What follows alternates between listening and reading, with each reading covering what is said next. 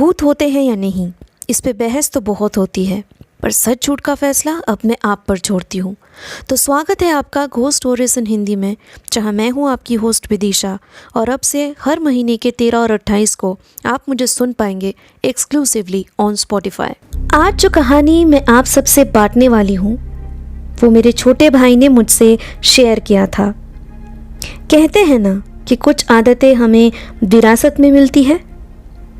आप चाहे मेरी बातों पे भरोसा करें या ना करें, पर मेरे वंश के हर पीढ़ी के कुछ लोगों में रूहों के साथ सामना होने का सिलसिला हमेशा से चलता आ रहा है।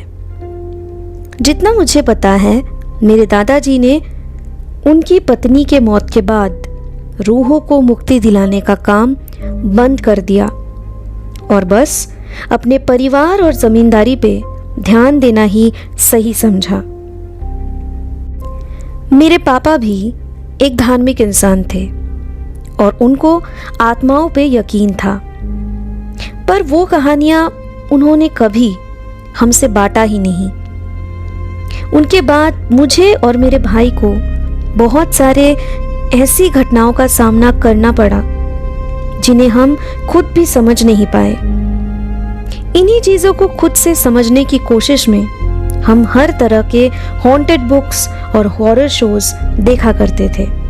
उन्हीं में से एक था 2010 का MTV गर्ल्स नाइट आउट। उसी शो के माध्यम से मुझे गौरव तिवारी के बारे में पता चला, जो कि इंडियन पैरानॉर्मल सोसाइटी के फाउंडर थे। उनका काम था हॉन्टेड जगहों पे जाकर पैरानॉर्मल इन्वेस्टिगेशन करना।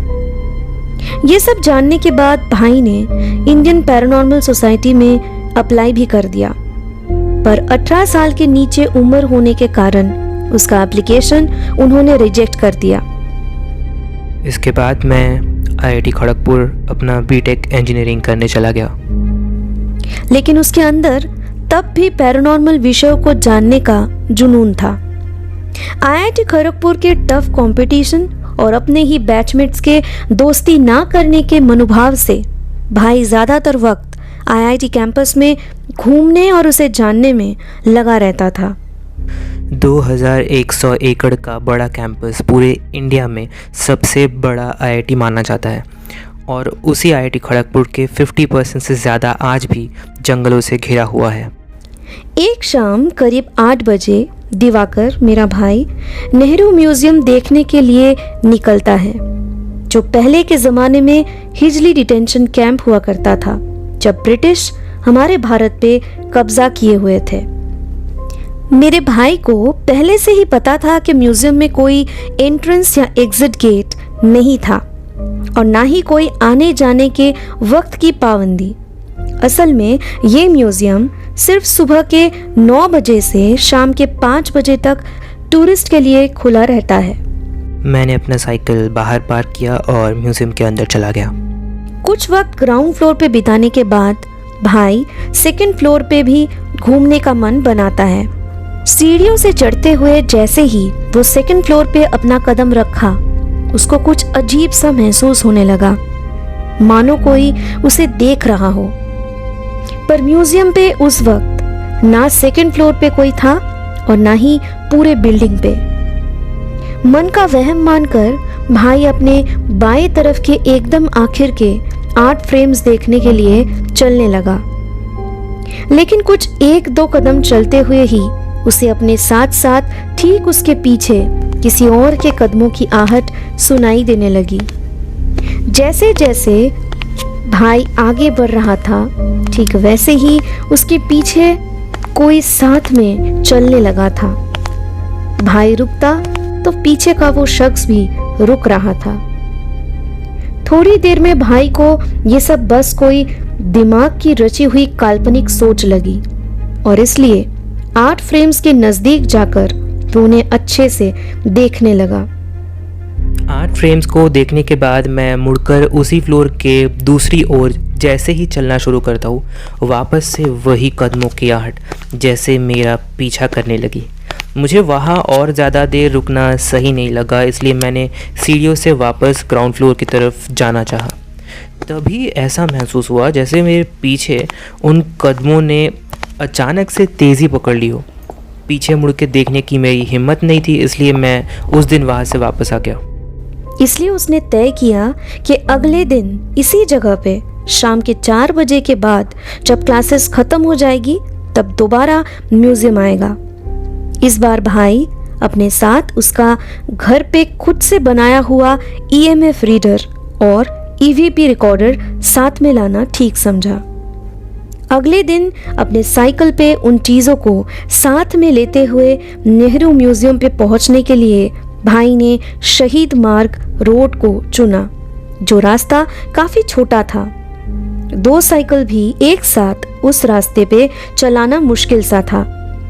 जैसे ही मैं अपने साइकिल को दाई तरफ मोड़ता हूँ म्यूज़ियम के अंदर जाने के लिए, उसी वक्त मेरे बैग से बहुत ज़ोर से बीप्स की आवाज़ आने लगती है और वो मेरे बैग के अंदर रखी हुई EMF मीटर से आ रही थी, जो कि मैंने ही अपने रूम में बैठ के बनाया था।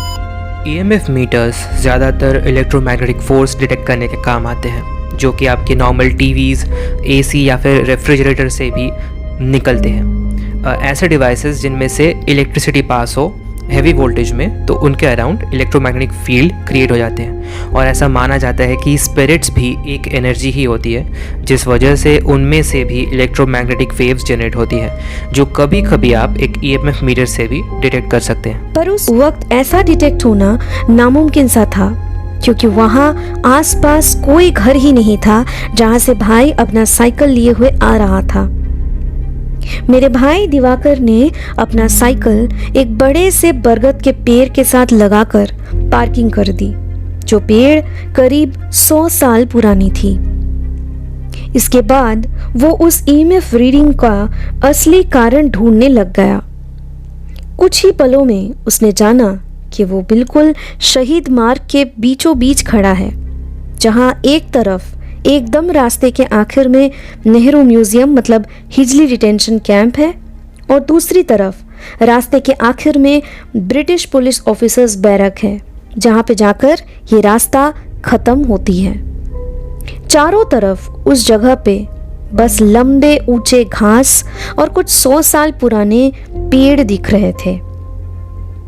बाकी ब्रिटिश पुलिस ऑफिसर्स के बैरक की तरफ बढ़ते हुए अपने आप को मन ही मन पूछता रहा भाई कि आखिर ऐसी सुनसान जगह पे EMF कैसे इलेक्ट्रिसिटी जनरेट कर सकती है। कि तभी उसे एक ब्रिटिश पुलिस क्वार्टर बिल्डिंग पे एक टीवी सेट जैसा कुछ दिखा। पर ऐसा कैसे हो सकता था? कोई भी उस बिल्डिंग पे अब नहीं रहता था, बस बिल्लियां और चमगादड़ों के अलावा। और सबसे बड़ी बात ये थी कि उन बैरक्स पे अब कोई भी बिजली का कनेक्शन था ही नहीं। ये सब सोचते हुए जैसे ही दिवाकर उस बिल्डिंग के एक रूम पे टेलीविजन सेट चल रहा है कि नहीं देखने के लिए आगे बढ़ने लगा, तभी कोई या किसी ने उस पे उसका बाईसाइकिल फेंक दिया। ऐसा लगा कोई उस साइकिल को हवा में उछालकर भाई को मुंह के बल रास्ते पे गिराना चाहता था। जैसे ही भाई का सर रास्ते पे गिरकर ठोकर खाई, उसका EMF मीटर अचानक से एकदम बंद हो गया और साथ ही जो लाल LEDs उस मीटर पे अब तक जल बुझ रहे थे, वो भी जलना बंद हो गया। कुछ दिनों बाद अपने जख्मों से उभरते हुए दिवाकर ने सोचा कि अब वो उस नेहरू म्यूजियम पे वापस बिल्कुल भी नहीं जाएगा। मैंने सोचा कि अच्छा यही होगा कि मैं अपना फोकस नेहरू म्यूजियम से हटा के IIT खड़गपुर के बियॉन्ड जो जंगल है, उस जंगल को एक्सप्लोर करने में टाइम स्पेंड करूं। पहले भी कई बार करीब रोज उस जंगल पे जाने के लिए भाई नाकाम कोशिश करता रहता था, पर सिक्योरिटी गार्ड्स उसे हर बार इधर उधर ताकाझाकी करते हुए पकड़ लेते थे और उस जगह को रेस्ट्रिक्टेड एरिया बताया करते थे। वहां आना जाना बिल्कुल मना था सबको। लेकिन उस दिन भाई की किस्मत अच्छी थी, क्योंकि पोस्ट के आसपास कोई सिक्योरिटी नहीं दिख रहा था। भाई जल्दी से साइकिल चलाकर उस पोस्ट को पार करते हुए जंगल के अंदर चला गया, जहाँ पे उसे पुरानी टूटी फूटी सी स्कूल बिल्डिंग दिखी। भाई को यकीन था 20 मिनट तक साइकिल चलाने के बाद इतने दूर तक पक्का उसे कोई सिक्योरिटी गार्ड पीछा नहीं कर रहा होगा। तो भाई ने अपना बैकपैक खोला पानी का बोतल निकालने के लिए कि तभी वो ये देखकर निराश हो गया कि वो अपने साथ ईएमएफ रीडर लाना भूल गया था, क्योंकि भाई को लगा था कि आज भी सिक्योरिटी गार्ड उसे पकड़ लेगा और दिनों की तरह। जो भी हो, उसे एक बात की खुशी थी कि उसके पास फिर भी उसका घर पे बनाया हुआ ईवीपी रिकॉर्डर बैकपैक पे साइंटिफिक कैलकुलेटर के साथ पड़ा हुआ मिला। दिवाकर ने तुरंत ईवीपी रिकॉर्डर को ऑन किया और अपने शर्ट के पॉकेट पर रख दिया ताकि किसी भी परिस्थिति पे उसका सही वक्त पर अपने आप इस्तेमाल हो सके। जंगल के जितने अंदर वो चला जा रहा था उतना ही उसे हर रास्ते पर सही मोड़ चुनना पड़ रहा था। अगर उसने कभी गलत निर्णय लिया वो वापस उस जंगल से अंधेरा होने से पहले निकल नहीं पाता। जंगल में चारों तरफ बस एक अलग सा सन्नाटा छाया हुआ था। बीच बीच में झिंगुरों की आवाज के अलावा और कोई भी आवाज नहीं सुनाई दे रही थी। सूखे हुए पत्तों के ऊपर से गुजरते हुए भाई संभल के चल रहा था, क्योंकि गीली मिट्टी से कभी भी वो फिसल के गिर सकता था। जगह जगह पे गड्ढे थे और वहाँ कीचड़ और पानी जमा हुआ था। आसमान का रंग भी साफ दिखना मुश्किल था। काफी अंधेरा सा छाने लगा था और रास्ता भी इतना खराब होने पर भाई सावधानी से आगे बढ़ रहा था। शाम के 6:15 बजे हुए होंगे। भाई को समझ में आया कि उसने करीब 2 घंटों से ज़्यादा साइकिल चलाई है और उसे अब तक ये अंदाज़ा नहीं था कि वो सही रास्ता चुन रहा था वापस जंगल से निकलने के लिए या जंगल के और अंदर चला जा रहा था। तभी उसे लगा उसके बाएं तरफ एक आदमी सफ़ेद लिबास में कैंपस बाउंड्री के दीवार के पास खड़ा है। भाई ने फौरन सोचा कि यही सही मौका है उस आदमी से एक बार पूछ ही लेते हैं आखिर ये जंगल से बाहर निकलने का रास्ता कौन सा है। हो सकता है इसके बाद और ज्यादा घना अंधेरा पूरे जंगल में छा जाए। दिवाकर अपना साइकिल रोक कर पीछे मुड़कर अपने बाएं तरफ देखते हुए फौरन बोला, भैया क्या आप मुझे इस जंगल से बाहर निकलने का रास्ता बता सकते हैं? सवाल पूछते हुए अपने पलके उठाकर देखते ही भाई चौंक गया, क्योंकि वहां पे कोई भी आदमी उस पल मौजूद नहीं था। लेकिन अभी तो मैंने धोती कुर्ते में यहाँ किसी आदमी को खड़ा हुआ देखा था, फिर कहाँ गया वो?